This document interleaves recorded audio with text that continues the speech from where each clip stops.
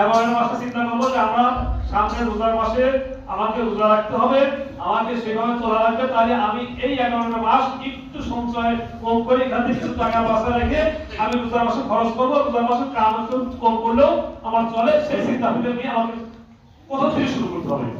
আল্লাহ তাআলা আমাদের সকলকে তৌফিক দান করুক যেন আমরা সকলেই এই মাহে রমজানের পবিত্রতা অর্জন করতে পারি। পবিত্র মাসের জন্য আমরা এক থেকে শুরু করে একেবারে 30টা হোক 29টা হোক রোজাগুলো যথাযথ আমরা পালন করতে পারি, যাতে করে আমাদের কালকে আমাদের মাঠে আমাদেরকে আল্লাহ তাআলার দরবারে যেতে পারি। এই নিয়ম কামনা নিয়ে আমরা রোজা শুরু করব।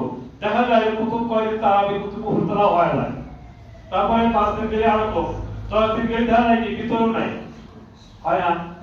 হয় কত লাগে ওই দিন করে মাপ হয়ে যায়, 10 দিন বা 5 দিন পরে মাপ হয়ে যায় নাকি? খবরদার, আমি সবিরা অনুরোধ করবো একেবারে প্রথম দিন তওবা তাসিল করে আমরা চিন্তা করব একটা মাসের জন্য আমরা একেবারে 5 ওয়াক্ত নামাজ রোজা একেবারে করব। আর চেষ্টা থাকলে মান জাদ্দা ওয়াজাদা হাদিস শরীফে আছে, যে ব্যক্তি চেষ্টা করে সে সফলতা অর্জন করে। এই জন্য আমরা চেষ্টা করব আমরা যেন 30টা রোজা সঠিকভাবে আদায় করতে পারি, পালন করতে পারি, যাতে করে কাল কিয়ামতের দিন আমাদের নাজাতের ওসিলা হয়। কারণ হলো কাল কিয়ামতের দিন মানুষ যখন অস্থির হয়ে যাবে, এত কষ্ট এত নির্যাতন মানে এতই হবে, ওই মানুষ অতিষ্ঠ হয়ে যাবে, অতিষ্ঠ হয়ে বাঁচার জন্য চেষ্টা করবে। আর দেখা যাবে কি আরেকদল মানুষ এরকম ছায়া নিচে বসিয়ে বসিয়ে খাচ্ছে, পান করতেছে, ধুমছে, খাচ্ছে, আনন্দ করতেছে।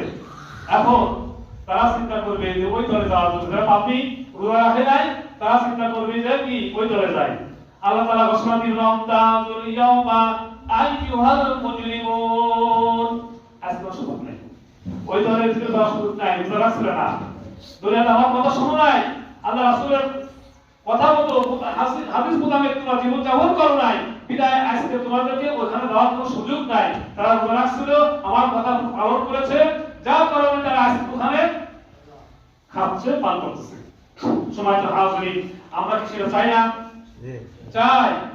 কথা খেয়াল করেন নাকি? হ্যাঁ। ওই দিন জন্য আমরা সকলেই আমরা আরামের সাথে ছায়া বসতে পারি। আর কাল কিয়ামতের দিনে এই রোজার মাসে যারা রোজা থাকবে তাদেরকে ওই দিন বলো তোমরা খাও, আজকে খাও, আমার কথা শুনছিলে, দোয়া রাখছিলে, আজকে তোমরা খাও, পানাহার করো, নির্দ্বিধায় করো। আর যারা রোজা রাখেনি তাদের কঠিন শাস্তি হবে। সময়ত হাজিরিন, আল্লাহ তাআলা আমাদের সকলকে তৌফিক দান করুক যেন আমরা